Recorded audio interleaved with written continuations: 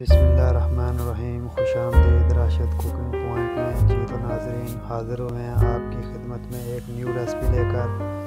आज हम बनाने जा रहे हैं आलू गोश्त। आलू गोश्त आपने बहुत खाया होगा और बहुत तरह से आपने बनाया होगा। एक मरतबा आप इस तरह भी आलू गोश्त बना कर देखें और टेस्ट करके देखें इसका टेस्ट कितना बढ़िया बनता है। सबसे पहले गुजारिश है कि जो हमारे चैनल पे नए हैं वो चैनल को सब्सक्राइब कर लें।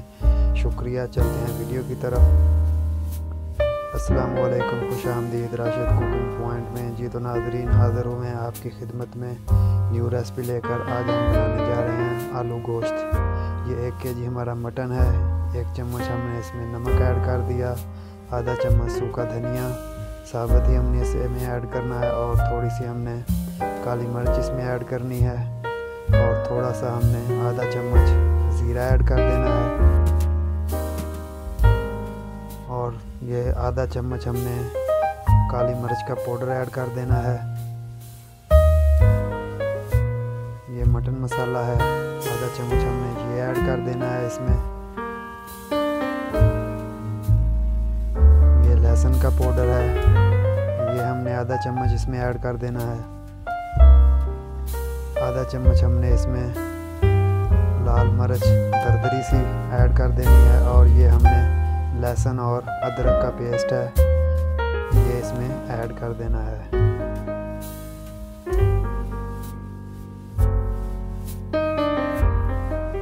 और तकरीबन आधा पाव हमने इसमें दही ऐड कर देना है, और इसको हमने अच्छी तरह से हल कर लेना है। गोश्त को और दही को, जो मसाला हमने डाला है, अच्छी तरह से हमने इसको जो है मिक्स कर लेना है इस तरह से। और इसे हमने तकरीबन 15 मिनट के लिए छोड़ देना है। 15 मिनट के बाद हमने इसको कुकर में डालना है। इस तरह से हमने अच्छी तरह से इसको मिक्स कर लेना है। ये देखें, अच्छी तरह से हमने मिक्स कर लिया। 15 मिनट के लिए हमने इसको छोड़ देना है। जी तो भाई, ये मैंने टमाटर मिर्ची काट लिए हैं। 2 टमाटर हैं, 3 प्याज हैं और कुछ मिर्ची है। जी तो गाइस, अभी हमने इसमें डाल देना है, ये थोड़ा मैंने इमली का पानी डाला है और दालचीनी लौंग वगैरह डाल दिए हैं इसमें।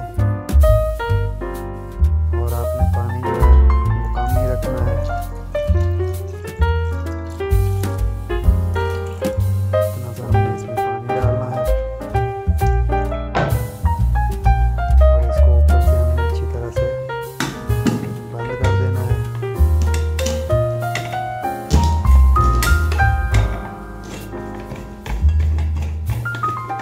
अच्छी तरह से आपने इसको बंद कर देना है ऊपर से।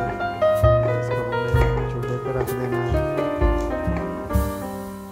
जी तो गाइस, ये देखिए, अल्हम्दुलिल्लाह हमारा गोश्त जो है वो बिल्कुल उबल चुका है और गल भी चुका है। अभी ये जो पानी ज़्यादा है हमने निकाल लेना है, और गोश्त को हमने भून लेना है।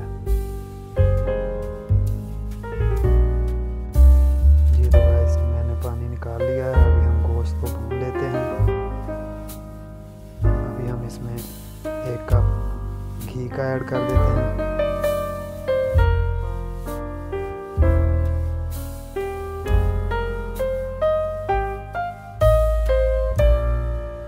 और इसको अच्छी तरह से हमने भून लेना है। हमें तब तक इसको भूनना है जब तक गोश्त आयल नहीं छोड़ेगा। 1 चम्मच हमने इसमें लाल मिर्च ऐड कर देनी है। लाल मिर्च आपने जब गोश्त उबालना है उस वक्त नहीं ऐड करनी, क्योंकि उससे आपका गोश्त जो है वो काला पड़ जाता है। इस तरह से आपका गोश्त काला नहीं पड़ेगा। और आपको एक ट्रिक बताता हूँ, ये देखें, ये मैंने थोड़े आलू ऐड कर रहा हूँ इसमें। 2 आलू हैं। आलू आपने बिल्कुल बड़े काटने हैं। अगर आप देग जैसा स्वाद चाहते हैं सालन का मज़ा, तो आपने आलू बड़े काट के डालने हैं। ये भी एक ट्रिक है। इस तरह से भी आप सालन बना के देखें और ज़रूर बताएं कमेंट्स में कि कैसा बना आपका सालन। ये भी एक ट्रिक है। तो गाइस, अभी हमने इसको भून लिया। ये देखें, अल्हम्दुलिल्लाह से अच्छी तरह से हमारा सालन जो है वो भून चुका है गोश्त। तो अभी हम इसमें जो पानी हमने निकाला था वही पानी हमने इसमें ऐड कर देना है, और इसको हमने पकने देना है अच्छी तरह से।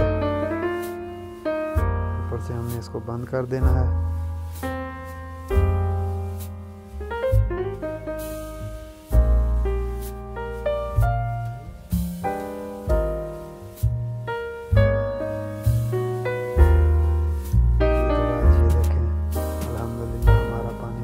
चुका है और गाढ़ा भी हो चुका है ये शोरबा। ये देखें कितना गाढ़ा हो चुका है अल्हम्दुलिल्लाह।